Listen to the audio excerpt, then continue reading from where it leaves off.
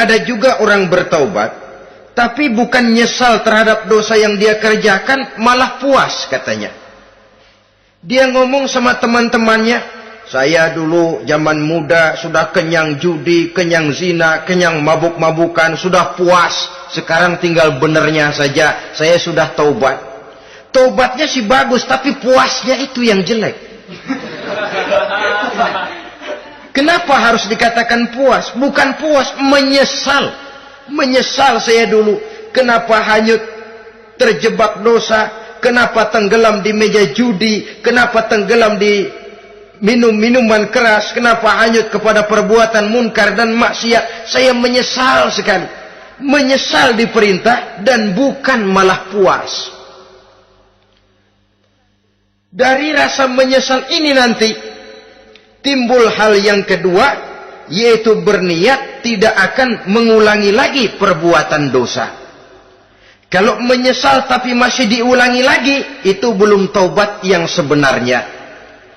Saya kapok, menyesal, tidak mau minum minuman keras lagi. Besok tidak ada minuman keras, malah pusing, nyari kesana kemari. Itu belum taubat yang sebenarnya. Jadi setelah menyesal, berniat tidak akan mengulangi lagi perbuatan dosa itu. Kalau menyesal tapi masih diulanginya lagi, itu sama saja dengan main-main. Saudara-saudara kaum muslimin rahimakumullah, barangkali itu yang orang namakan dengan taubat sambal namanya. Kita kalau makan nasi pakai sambal, pedesnya bukan main, repot, marah, ngomel. Gila, sambal pedes bukan main, tobat sama sambal. Tobat sama sambal katanya. Tapi 2-3 hari kemudian dia makan lagi, nggak ada sambal, nyari. Kemarin sudah tobat, 2 hari kemudian malah nyari. Ini bukan taubat yang sebenarnya. Penyesalannya tidak diiringi dengan berniat untuk tidak mengulangi perbuatan dosa itu selama-lamanya. Saudara hadirin, kita sudah taubat, tidak mau lagi minum minuman keras. Datang teman, minum ya? Enggak mau. Kenapa? Saya sudah taubat. Yang benar, benar. Kalau dibayarin, udah. Jadi rupanya taubatnya itu cuma karena nggak ada yang bayarin. Begitu datang yang bayarin, berangkat lagi.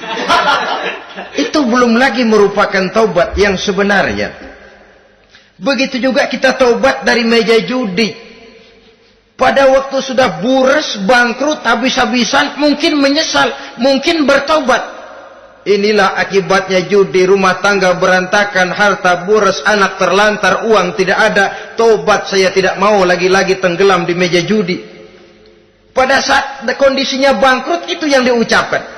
Tapi 2-3 hari, 4-3 minggu, 1 bulan kemudian rezekinya banyak, makmur lagi, usahanya maju lagi, lupa lagi dia kepada ucapan sebelumnya. Akhirnya sedikit demi sedikit tenggelam kembali di meja judi. Ini pun belum merupakan taubat yang sebenarnya. Jadi untuk sempurnanya taubat, yang pertama menyesal terhadap dosa yang telah dilakukan, yang kedua berjanji tidak akan mengulangi lagi, kemudian yang ketiga meninggalkan perbuatan jahat itu untuk selama-lamanya. Dengan kata lain, kalau memang taubat tidak mau minum lagi, talak 3 itu minuman keras. Kalau memang niat tidak akan berjudi lagi, talak 3 itu segala macam bentuk perjudian, meninggalkan perbuatan jahat.